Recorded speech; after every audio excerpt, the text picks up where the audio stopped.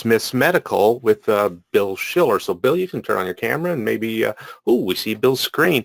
Bill's a senior principal software architect at Smith's Medical. He specializes in applying best practices in design and automated testing for embedded systems applications with a lot of experience. So Bill's got some really cool, interesting stuff to say. Hey, Bill, how's it going?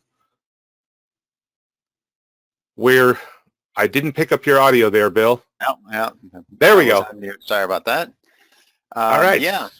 Thanks for having me.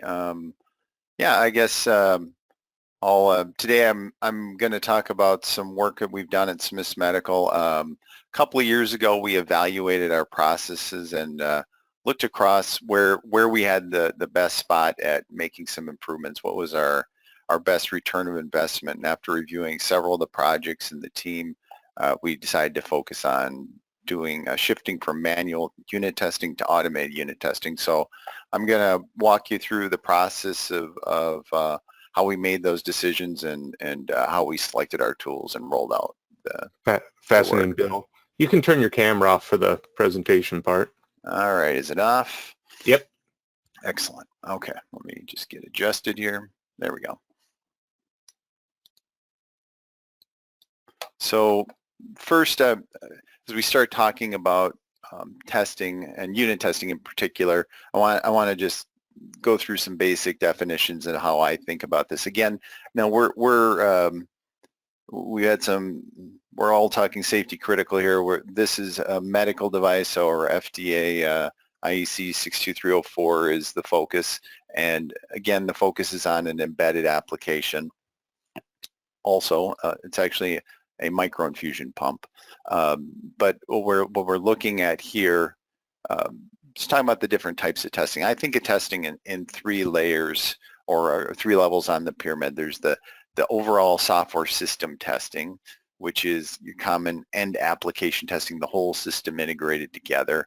And then you have your integration level testing, where you're commonly testing just a subsystem to get subsystem at a time. Maybe you're testing a communication interface or access to your internal database or what have you. The lowest level, though, is the unit test and the static analysis. And when it comes to automating, there's a lot of good documentation out there about the value of automating at the lowest level first and really building that up, because that's where you can get your highest return on investment. And a few more things that I want to point out on, kind of touch on the nuances between manual tests and automated tests. And when I think of a manual unit test, there still is a lot of this done, and maybe it's due to the architecture being too monolithic and the inability to test things independently, or in some cases it may just be this is the development process that the team has put together because they have a very small system. But either way, the manual test, I think of that as a sequence of steps that the user is doing to verify the units. They're exercising maybe in a debugger or using scopes and whatnot to measure the actual impact of the software. And when I think of an automated test, automated unit test in a very generic sense, I'm thinking of a small program that's written typically in the same language as the software unit under test. And it is being compiled in that language and run and returns a success or a failure. And that's the basic gist of it. And this is an idealized cost comparison, but it generally holds true that if as you're increasing the number of manual tests you're doing and increasing the coverage, the cost of automating really starts to win out. Another point I want to touch on, and we're doing an embedded C++ application. So we're thinking, when we're talking about what is a unit test, we're working it down to a single class and trying to keep the functionality of that class small. The smaller the better, effectively. Another piece that we're rolling out in our unit testing environment is we're following, I'll call it a TDD-like approach. And there's lots of great documentation on TDD, so I won't get into the details of that. but the basic paradigm of writing your unit test, watching it fail, making it pass, and then refactoring. Now in our world, we're not real dogmatic about the test must be written first and watching it fail, but we're using the general kind of approach of a unit test paired with a class, and verifying the class for correctness and verifying the behavior for correctness. There's a lot of benefits that I've found doing this over the years. I've been doing it for over 15 years, but one of the good benefits is it really supports getting the developers to code to a clean interface and kind of getting this fast feedback loop where they're writing their code and making sure it works before they have to wait to integrate it with the entire system.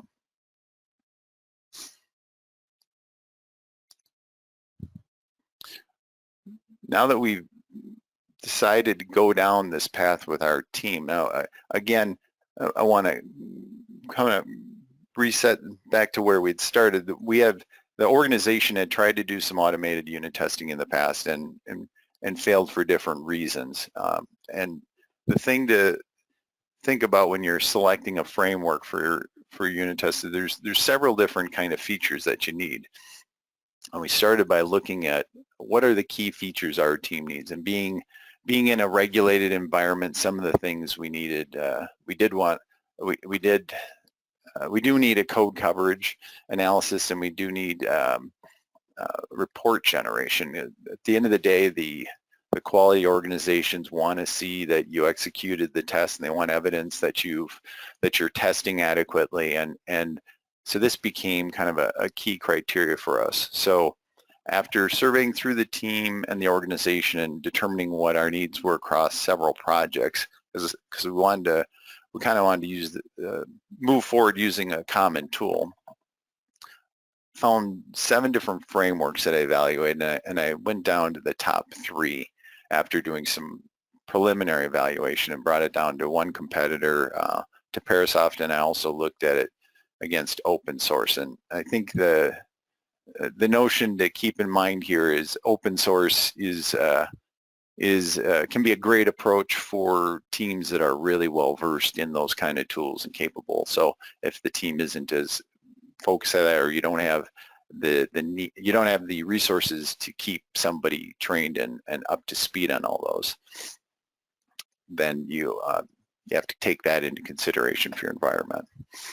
So with the 3 options, went through a process.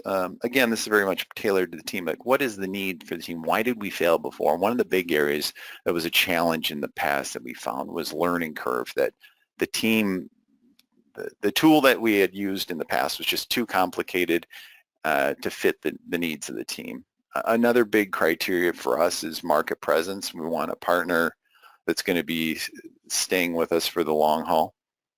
And another kind of maybe kind of opposite side of that coin is a vendor lock. And one of the things that we get challenged by as decision makers in the organization on when we want to purchase a product is, what are the alternatives? Are we going to be locking into this forever type thing? So I guess a couple points I want to kind of, well, before I jump into the points, maybe I just touch base on what this whole weighted matrix approach was. This is basically you weight your evaluation criteria, and then you score kind of it's basically a way to kind of quantify something that's really a bit qualitative. You weight each of the choices based on the criteria, and then you do a weighted score, and you hit the total out there to help you quantify your decision. In this case, Parasoft ended up being our choice, but again, 2 pieces that I want to point out are the vendor lock-in. We felt was less of an issue for us with Parasoft due to our TDD style approach, the structure of the tests being held in clear text, stored in our source code repository, represented a little more flexibility there if something were to become an issue. Likewise, cost. Open source, you would think, oh, why wouldn't open source be 5? It's a free. Well, in my experience, open source is great, but you you have to have team members that can maintain it, can move it forward when you need a new release, address issues in your continuous integration system when they occur.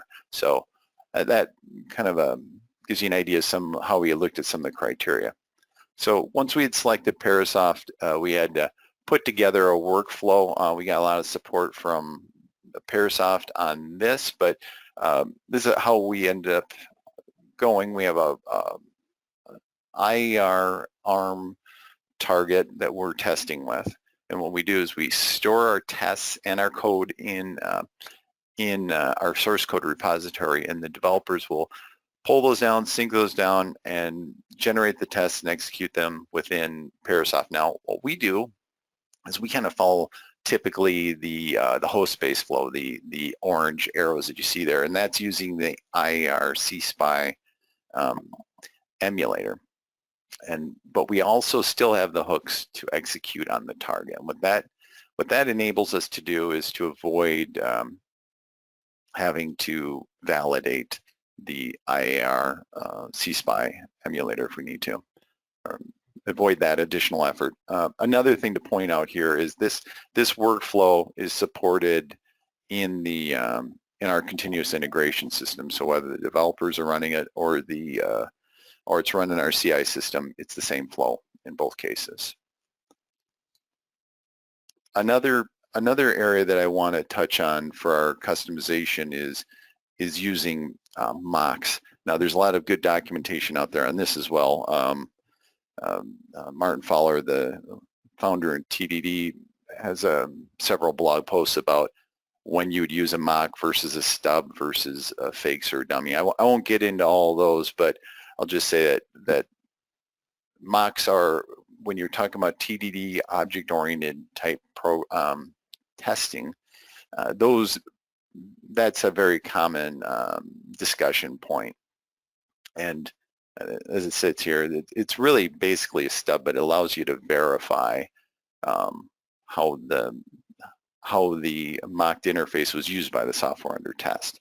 And now we evaluated several different options. We've Google test mock version, as well as the Boost test has Turtle that they use for mocking. And what we decided to do, if you pull those in, you're pulling in a lot of dependencies and a lot of code, and we want to have a minimal impact on our system. So we went with a Fake-It, which is a mocking, open source mocking framework. And that, of course, you have to validate it. So we built up a set of a test suite in Parasoft to verify that the ways we were using this framework were actually working correctly.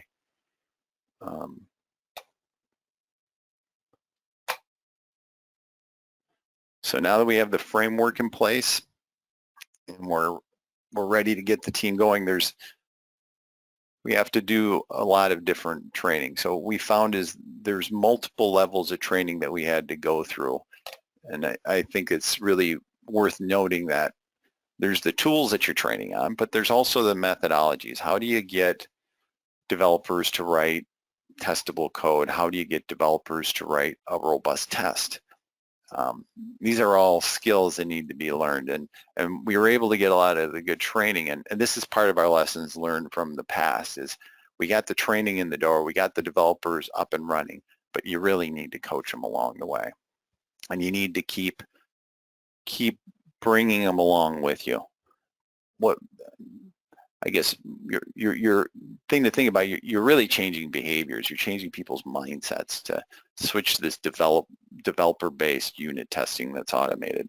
From our experience, I mean, everybody's mileage will vary, but what we found is the early developers or the early adopters were really catching on at 3 months, and then kind of really fully like integrated at 6 months. But then you had another half of the team that was kind of coming up, hitting that a whole double of that, more like 6 to 12 months. So I would say for just to kind of give a flavor where we were at, we were looking at like a 6 to 12 month full adoption of the process change. So how do we know that we're on the right track? I guess that is always the thing you have to answer. Is you have to answer this to management, you have to answer this to your organization, and there's a few different criteria, a few different metrics. I like to think that just like selecting the tool, selecting the metric is very much a organizational specific decision. You have to find the metric that fits your needs. What is it that's important to you? And more important than seeing where you are in that metric is trending at. One of the early adoption parts that we found was testability. If you have a new group that's coming up to speed for the first time, you should expect a little bit of growing pains, a little bit of struggles with people getting frustrated over why are the tests brittle? They break all the time. Why are we doing unit testing? This is kind of that normal processes. Then they'll start to learn as they move on. They'll learn how to make the code more testable, more independent. And then what you'll see in that development phase, you'll see the CCM is going to start to go down because people don't want to test a big giant monolithic function. And you'll see the code coverage start to trend up because it's easier class to test. It's just easier to hit all the conditions. They don't have to work as hard to get above 70% as they did before. And then as you move on into the verification phase, as bugs come up, what you should be doing is adding unit tests once you find the root cause so that you can know that that test isn't going to get reintroduced later. And what that'll do is it'll solve kind of that whack-a-mole problem where you fix one bug and another bug pops up. So you reduce reintroduction, and that'll come out of your open-close trends. So as I said, the adoption is a process. Expect it to take time, but unit testing is definitely a place I would recommend a team to automate to get a good return on investment. Are there any questions? One of the questions that came in was asking whether you use any BDD features that Parasoft provides. The BDD features. Yeah. You talked about TDD. Yeah, I don't know that I know them by name, so I won't say that I'm not using them. Are you talking about like the test generation specifically? We use the test generations, the test generator, and all of the test execution framework, but I'm not particularly familiar with the BDD. Yeah, I'm presuming the question is probably around things like Cucumber support and Gherkin. Oh, no, we don't use that. Yeah. Mentioned something about the trend is more important than the metric. The question was, can you clarify a little? Yeah, what I think oftentimes you get caught up in discussions about like what is a maintainability index, and a lot of organizations fall into this trap where they grab a metric and they just start to expect the metric to be above a certain level. But a lot of times it's more important to see that your team is making improvements and it's trending in a certain way. Getting better, not worse. Yes. So one that we talked about, you and I, during various dry runs and discussions before this was about the nature of free and open source. Mm-hmm. Right? Correct. Is it free as in puppy, free as in beer? Yeah. And I think that's a very overlooked piece of it. I've worked quite a bit in the open source area using different products, doing a lot of embedded Linux. So I'm definitely a proponent.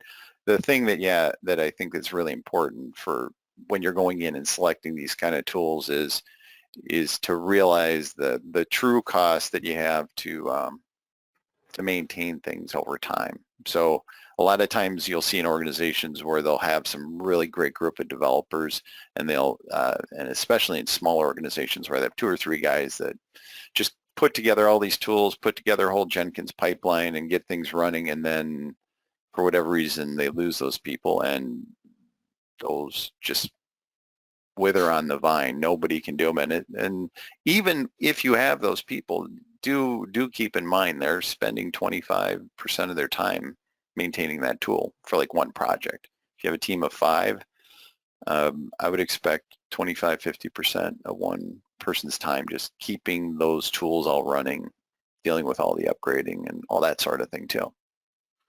And I would expect in your industry that tool qualification is a big issue. Have you had thoughts on open source and tool qualification?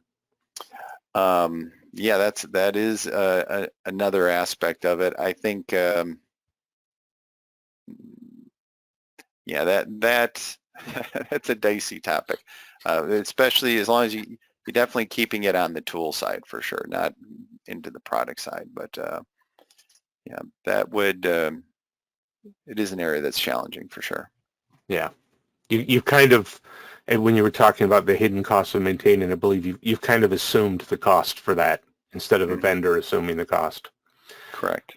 There was a question about how comprehensive are your auto-generated tests? How significant was the effort to take the automated tests into something that's really actionable?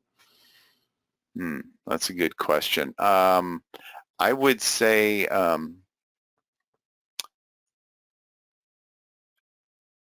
that's a really good question, because I think I'm a fan of the framework, building up the testing and getting you ready to write the test.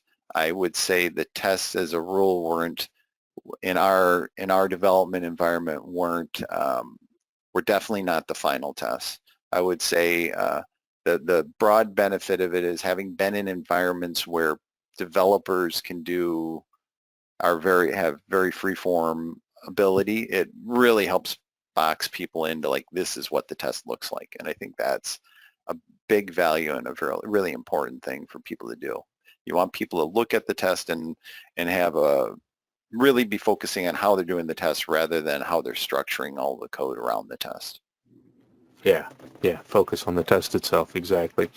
Well, one of the things that you mentioned also was about training, right?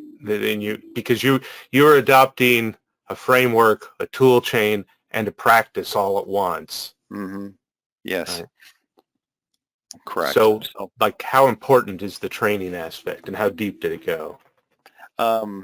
We had a few days on the Parasoft training itself, and I guess what this is actually following some of your team's advice, and I think it is prudent, is like you want to do it in phases. You want to get the tools all set up, get the team kind of the first blush training, get people understanding it, and then then in parallel to that, you'll want to have phase in, like what we phased in, a couple training sessions of just like our technical lead people, like, here's what your code should start to look like, here's how your test should be structured, and then followed up with kind of now that you know the tool, let's kind of iron out some of the kinks. Let's 2 to 3 months after real intensive use, let's have another training session where people can ask the questions that you just can't get at until you really turn the crank a few times. So you did a feedback loop on your whole training and deployment process. Yep, for sure. Hey, there was a question that came in late on Roger's, and I don't know if Roger's still on and he wants to answer it, or I thought you might have fun taking a crack at it. So, if you don't want to answer it, like, feel free to plead the fifth. But somebody noted that Roger had an example for safety-related software that used C++, and apparently the person is horrified about the thought of C or C++ in a safety-critical device. Mm-hmm. Curious about your views, or Roger, if you wanted to jump in. I'm assuming C++ specifically, right? Yeah, it said C and C++, and I feel like they're both used all over the place. Yeah. Well, I guess when often you hear the C++ versus C comparison, and I will say, like in the early days of embedded C++ was dinged a lot from just the size and the bloat and all the different slowdowns. We're using an IAR compiler, and I'm continuously impressed at the quality of the optimization in the C++ code. The size of it is extreme. We're fitting so much onto this in this memory footprint. I'm really quite impressed. So I think the tools have come really far to kind of mitigate that thought process, and I think the other trade-off, if I'm going to kind of read between the lines in the C and the C++, is perhaps like talking about memory access and the dangers of different pointers and The whatnot. person has clarified that they're talking about C memory allocation and malloc. So yeah, I think that Yeah, the general basis of it is you're doing a lot of static analysis or static allocation. You're being very judicious in your usage of standard libraries because they do a lot of mallocs and frees, and you have to watch out for those. But you can tweak the tools so that your memory, your mallocs will throw an assert so that you can hammer people on the slap the wrist if people try to do that. So there's those pieces, and it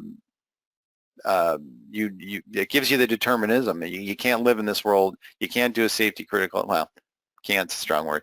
The trade-off in the safety critical and determinism is if you don't do that, then you're looking at different garbage collection type problems, and that gives you a deterministic issue that you can't afford either. So yeah.